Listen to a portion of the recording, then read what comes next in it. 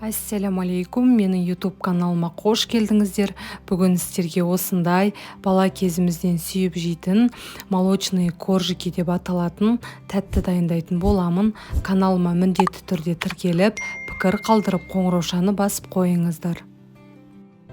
Бізге қажетті заттарымыз: ерітілген сары май, жұмыртқа, ұн, қамыр қопсытқыш, ванилин, қант және де сүтіміз қажет болады.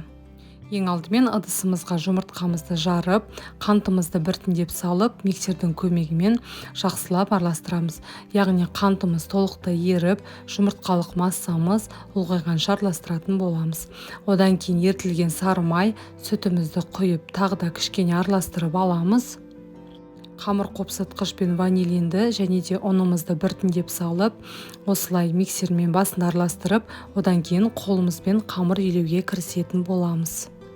Қамырымызды екі бөлікке бөліп, әр бөліктерімізді орташа қалыңдықта жайып алатын боламыз, және де өз қалауларыңыз бойынша әртүрлі формада кесіп пісіре берулеріңізге болады. Менде осындай форма болғандықтан мен осылай кесіп алдым. Және де бетіне қант ұнтағын сеуіп, 150 градуста 35 минутта қызарғанша пісіретін боламыз. Міне біздің молочные коржики деп аталатын шайға тәттілеріміз дайын болды. Сіздерге ұнайды деген ойдамын.